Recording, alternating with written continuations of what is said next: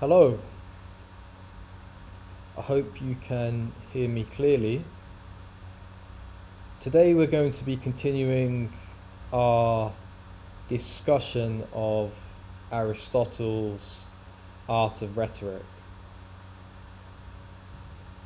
And this is concerning the second book of the Art of Rhetoric, in which Aristotle iterates through the various emotions and how they can be employed for effect.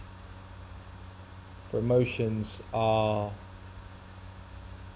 the tool through which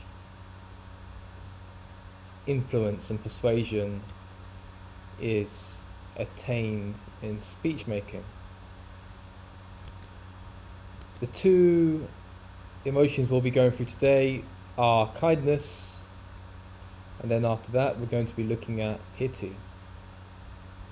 Kindness is something that hopefully we all will have felt done to us, not least by our parents, but also by friends or strangers when we're in need. And a kindness is exactly that. It's someone coming to satisfy our needs, but not not in a transactional sense, purely because they want to alleviate our needs. They don't want to advantage themselves or aggrandize themselves or increase their status or benefit themselves in any way. They're simply coming to relieve us of our pain. And kindness has a magnitudinal quality, according to Aristotle. The greater the need, the greater the kindness that can be done. And the need is great if the pain is great, or the suffering it causes is great. And also, if the thing required to alleviate that pain is difficult to come by or rare. Aristotle also brings the ordinal quality into action here. Just as the first person to commit a crime is the worst for having invented that crime, so to speak, the first person to commit a kindness or to do a kindness is seen as doing a greater kindness than the second person, because they're doing it of their own volition. They're not following someone else, they're following their own will, and they're setting an example. And so that is an intensifier. The first, and the greater the pain, then the greater the need. What is a need? A need is something that involves pain or anger, and that pain can be a natural craving, it could be hunger, it could also be sexual desire, according to Aristotle, which is interesting. And if we want to prove someone's kind, we need to show that there was someone in need, they did do a thing that alleviated their need, the need was great, their action had the quality of selflessness, it wasn't done for, or done in the expectation of return. Where it happened and the thing done, it needs to be a concrete action, not just an intention. And if we want to cast aspersion on the actions of somebody, their supposed kindness, then we question those very things. We say that they were doing it as a favour, they were expecting something in return, they were paid to do it, or what they did wasn't actually so great, other people have done it before, or they refuse to do something bigger and they're settling with something smaller, or the thing they're doing isn't actually helping the person who has a need, and so forth. We can always cast aspersions on the efficacy of the action and also the intentions involved. So much for kindness. The next is pity, and this is more nuanced emotion. Pity is a kind of empathy mixed with fear. Pity holds a mirror to our fears. We fear ourselves. What we fear ourselves comes out in what we pity others for.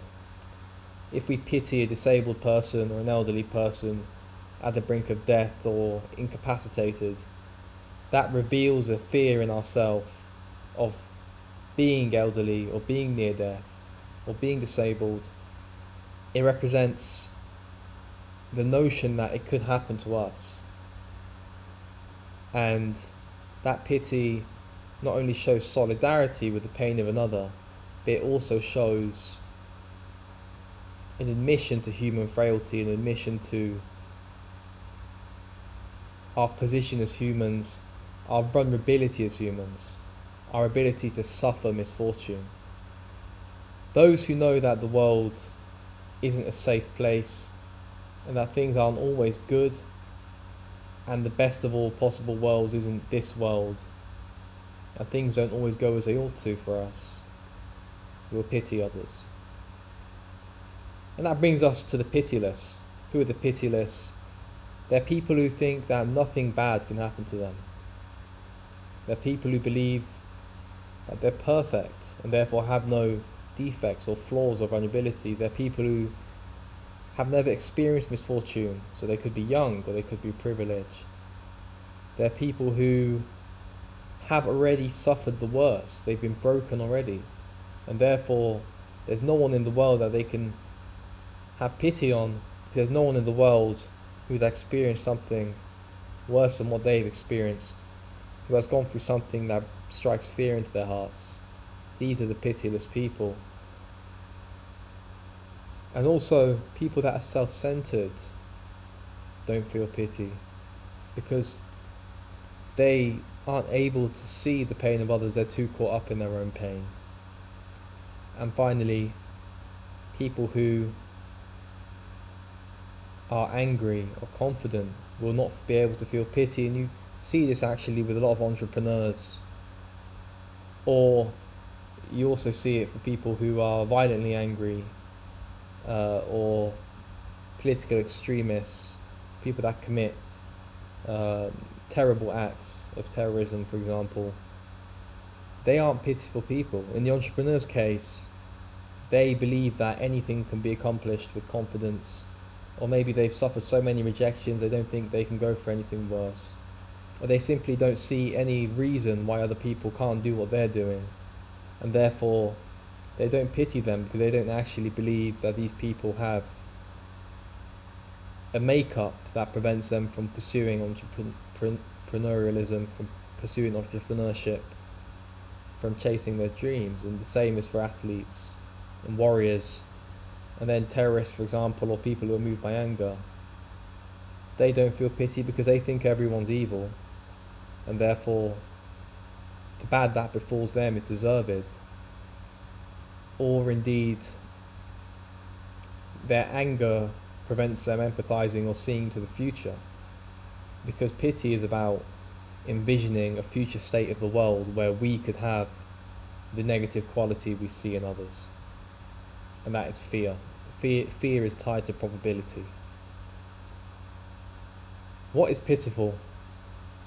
Painful, unpleasant things that bring the end of pain and the annihilation of the thing is a definition of Aristotle, and that includes illness, death, hunger, and so on, because these things bring death upon a person, and it ends their pain, but it's also a painful process.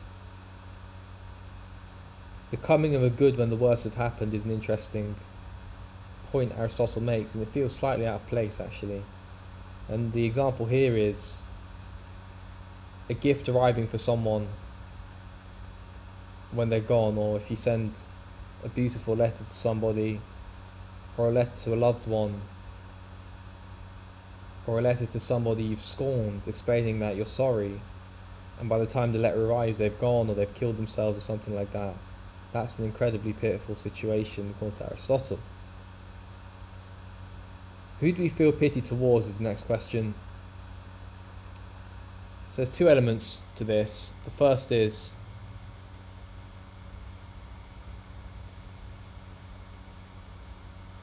the element of fear. We feel pity towards people who have something that's happened to them that we fear will happen to ourselves. So things that happened long ago don't cause fear for us, like the Black Plague, for example, or locusts, or meteorites, what killed the dinosaurs, or the Great Flood. These things don't incite fear because they're so far away, we don't think they're possible. But tragedies that are close or close in the future, or recently in the past, will create fear in us. And these are things, this is a quality of time that causes pity. And then we feel pity towards people we're close to, but not too close to. So people who are like us, they're in our circle, our friends, our acquaintances. We will feel pity towards them because they're good people. We don't think they're bad people. If something bad's happened to them, then maybe the world's not so great and it could happen to me. The innocent and the noble too, if something bad happens to them, then there's no chance that I'm going to make it out without a scratch. Because if Jesus died on the cross, what will my end be as a sinner is a logic here. And that's so much for those we feel pity to. So our children and our family, we don't feel pity to because they are an extension of us. So if something happens to them, it's as if it's happening to us. It's not, it doesn't create the fear of it happening to us. It's as if it happens to us. For example, if we see our child killed, we won't pity our child, because if we pity our child, it means that our consternation or discomfort isn't caused by the fact that it's our child that's dying. It's caused by the fact that our child has died, and then also, more importantly, we could also die. And obviously, people would die for their children. They die in place of their children, which shows that the feeling is not pity, it's something deeper. And that is what Aristotle calls the terrible. The terrible. The people that want to create pity or evoke the feeling of pity need to do a few things. They need to know what people fear. They need to know who they consider to be close to them, who's like them. And they need to make them think bad things are going to happen to those who are like them, those who are close to them, those who are good in their eyes. And they need to magnify it. They need to make it bigger, closer in time, heighten the effects of the words with suitable gestures is a phrase Aristotle used. So much for pity and kindness then. Thank you for your time. I thought I'd try something slightly different today with a few notes on the screen, which is hopefully more interesting to you than me simply talking. And also, it's easier for you to follow, so I hope that was helpful. Thank you very much.